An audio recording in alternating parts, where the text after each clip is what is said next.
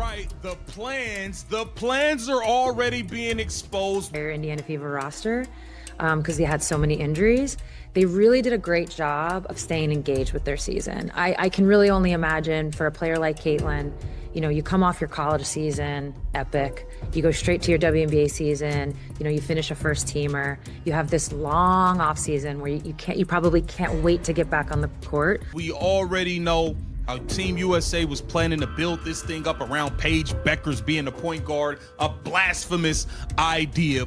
Only to have like a couple of injuries, you know, sideliner, the ins and the outs, and then eventually being completely out. That is a challenge for a player. Caitlin Clark officially arrives in North Carolina for Team USA camp. More importantly, we got Sue Bird talking about. It's just a great opportunity to get their first feel, to get their first taste. But none have had a ton of USA basketball experience. That hesitation wasn't someone gathering their thoughts. It was someone carefully choosing words to avoid saying what everyone already understands. Sue Bird was asked directly about Caitlin Clark's performance after returning from injury. Instead of analyzing her play, she redirected the conversation towards staying engaged from the sidelines. That type of deflection always draws attention, and it matters because of what's really happening at Team USA camp right now.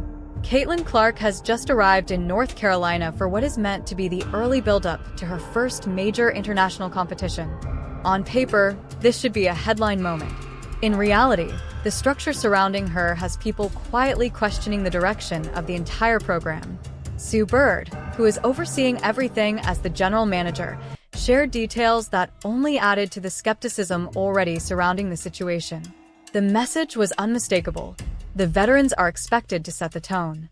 Not just the coaches, but the experienced players as well. It's just a great opportunity to get their first feel, to get their first taste. And the other beautiful part about USA basketball, this is when the veterans really come alive, right? This is when they can be a huge part of setting that tone, not just the coaches. But those vets, I mean, they've been there, they know what it's like.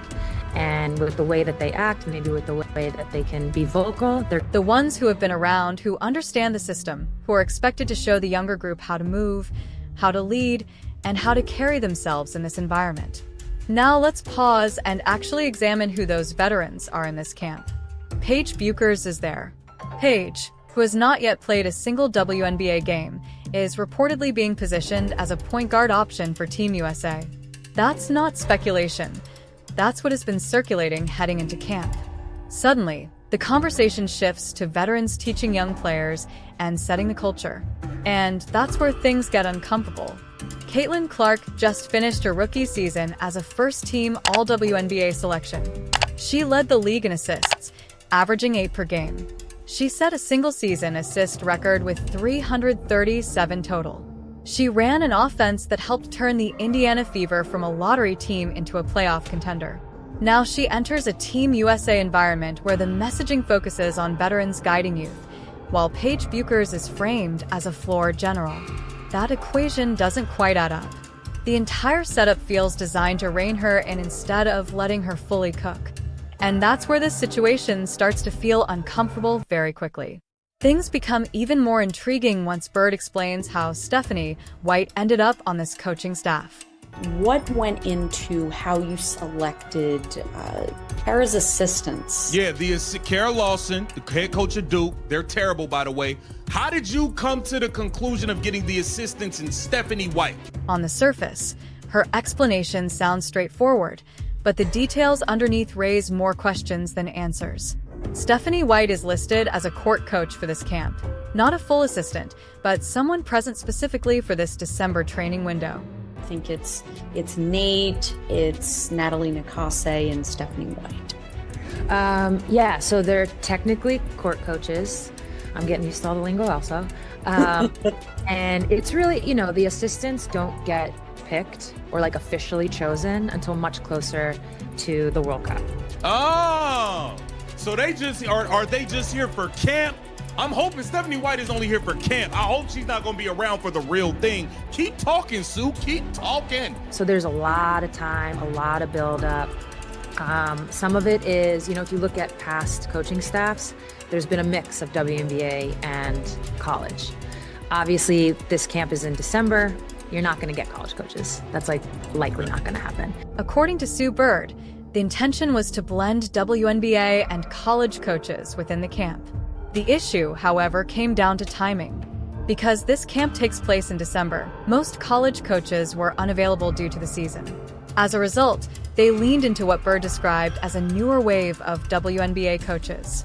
The problem with that explanation is that Stephanie White is not new at all.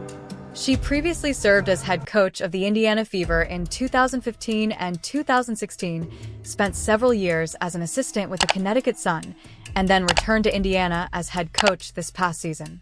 That Connecticut connection ties directly into the UConn pipeline, and that's where people start shifting uncomfortably in their seats. Stephanie White just coached Caitlin Clark for one season with the Fever.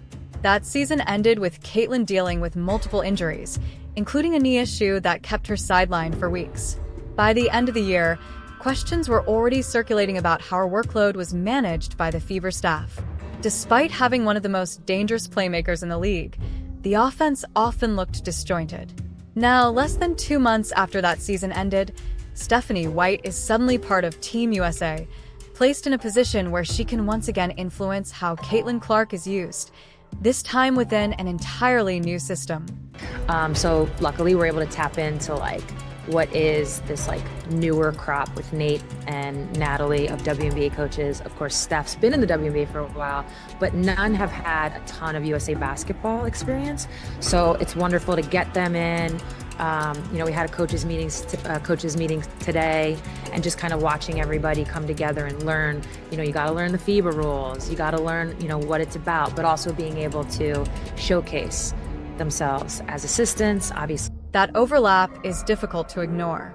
Pay close attention to how Sue Bird frames Caitlin's injury situation. The focus stays on how mentally challenging it was to sit out and how impressive it was that she remained engaged with the team. That assessment is fair, but what's missing is just as telling. There is no discussion of how the injuries occurred. No acknowledgement of the heavy minutes she logged under Stephanie White. No breakdown of how her recovery timeline was handled. Caitlin is praised for her mental toughness, while the coaching context surrounding those injuries quietly fades into the background. Last season, the Indiana Fever ran Caitlin Clark hard, averaging roughly 35 minutes per game. That was the second highest workload in the league for a rookie, coming immediately after a college season in which she played 39 games for Iowa. When you add it all together, that's more than 80 high-level games in a single calendar year without a real break. Her body finally gave out in September, and now the same coach who oversaw that usage is helping shape her role for international competition. That alone should give people pause. But this is where the concern sharpens. Sue Bird made it clear that these court coach roles are not permanent. The official assistant coaching positions won't be finalized until much closer to the World Cup. That means what's happening right now in Durham is more than a simple training camp. Stephanie White is effectively in tryout mode. This is an audition. She's there to prove she deserves a permanent seat on the staff. And in an environment like this, the way a coach proves value is straightforward. Show results, show control, and show the ability to plug players into a system quickly. That requires aligning closely with a head coach's vision. Kara Lawson is leading the program. She played at Tennessee, not UConn, which places her outside that specific pipeline. Still, she needs a core group of coaches she trusts, people who can execute her system without resistance. If Stephanie White wants one of those assistant roles, she has to stand out right now. That's where the uncomfortable question emerges. Does proving value mean unleashing Caitlin Clark's full skill set, or does it mean fitting her into a structure that benefits players with whom Stephanie White already has deep ties? Those relationships matter. While Stephanie White played at Purdue, she has spent the last decade deeply embedded in the UConn coaching ecosystem. That background doesn't disappear overnight. When those connections exist, they influence decisions, rotations, and roles. And when Caitlin Clark's minutes, health, and usage are already under scrutiny, every decision made at this camp carries extra weight. Stephanie White spent 5 full years as an assistant under Curt Miller in Connecticut, 5 years of recruiting trips, coaching clinics, USA basketball events, and constant networking tied directly to the UConn program. 5 years of building trust with players, understanding how they play, how they think, and how they are positioned for the next level. Now, one of those players, Paige Bueckers, is at the same camp and is reportedly being developed as a point guard option for international competition. This is where Sue Bird's unfinished answer about Juju Watkins suddenly matters. The question was simple: why invite Juju to camp when she's still recovering and unable to fully participate in drills? It's a fair question, and the reasoning behind it reveals a lot. The real answer is exposure. 6. USA Basketball wants certain young players around the program early. The goal is for them to see how things operate, understand the culture, and feel connected to international competition before they are fully ready. From a development standpoint, that logic makes sense, but it also pulls back the curtain on how roster building truly works. This isn't just about current performance. It's about future relationships. It's about bringing players into the system early, sometimes before they've proven anything at the professional level.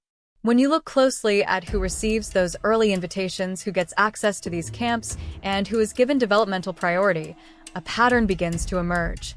Paige Bueckers hasn't played a single WNBA game, yet she's in camp. Juju Watkins is still in college and recovering from injury, yet she's in camp. Meanwhile, players who just completed strong WNBA seasons and demonstrated they can perform against professionals are at home, watching from the outside and wondering how these decisions are being made. Now circle back to where this situation began. Caitlin Clark arrives in North Carolina. Cameras follow her. The energy is high. This should be a moment celebrating one of the most electric young players in the league stepping into the international conversation. Instead, the focus shifts almost immediately. The discussion turns to coaching structures, veteran leadership, and how Paige Bueckers fits into the point guard rotation. The skepticism surrounding this camp didn't come out of nowhere. More people are starting to notice the same thing. Something about this setup feels off. The UConn pipeline, as many are calling it, appears to be woven through nearly every layer of the camp. Stephanie White staying close to Caitlin Clark doesn't feel like simple mentorship to some observers. To them, it feels more like monitoring, positioning, and control happening in plain sight. When you step back and look at everything together, this stops being about one awkward answer, one coaching decision, or one training camp invitation. It becomes a story about how power quietly shapes the future long before the public ever sees the outcome. Caitlin Clark didn't enter this moment as a project or an unknown. She arrived as a proven force, someone who shifted the balance of an entire league in a single season. Yet the environment around her feels less like a launch pad and more like a pressure test. The messaging from the top keeps circling the same themes: culture, experience, veteran leadership, development. None of those ideas are wrong on their own. But when they're repeated while production gets brushed aside, people start asking questions. The numbers already exist. The impact is already documented. Still, the conversation keeps drifting away from maximizing what Caitlin does best and toward fitting her into a structure that existed before she ever arrived. That's where the bigger picture comes into focus.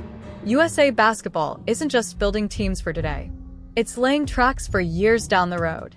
Camps like this are about access, familiarity, and early trust. Players who are brought in young, even when they can't fully participate, are being folded into a long-term vision.